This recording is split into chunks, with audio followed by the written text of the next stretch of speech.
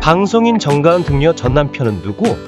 정가은 전 남편 132억 편취 사기죄 고소나 진실은 무엇입니까?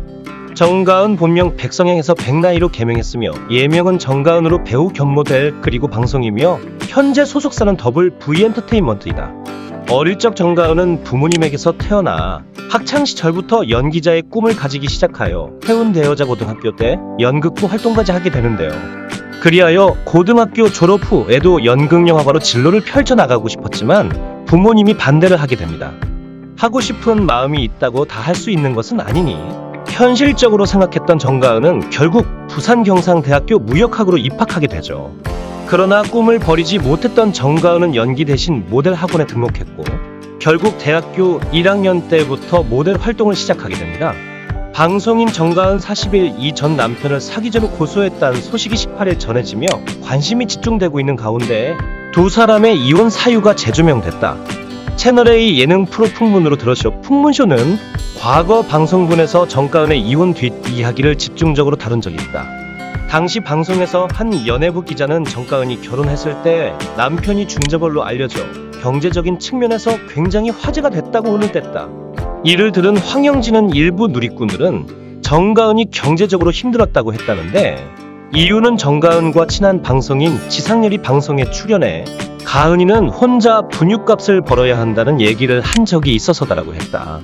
그는 이어 누리꾼들은 정가은이 생활고에 시달리는 게 아니냐는 이야기를 종종 하곤 했다고 덧붙였다.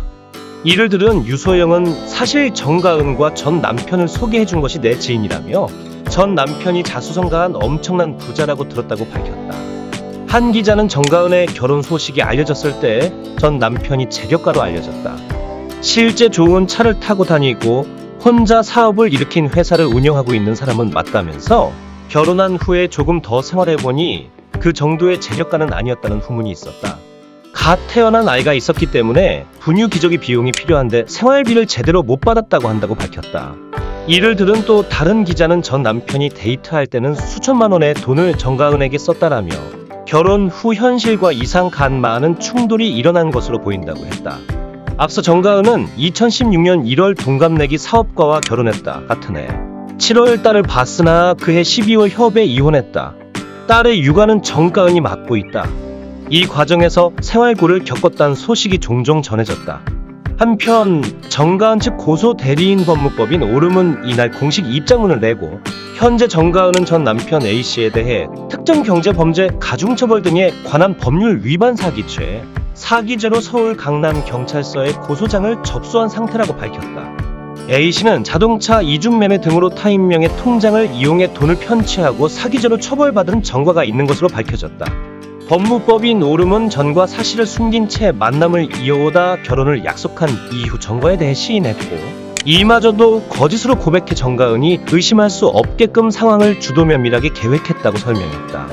제출된 소장에 따르면 A씨는 사기죄로 처벌받은 전력이 있음에도 불구하고 정가은에게 숨겨오다 결혼을 약속한 후 이를 시인했다.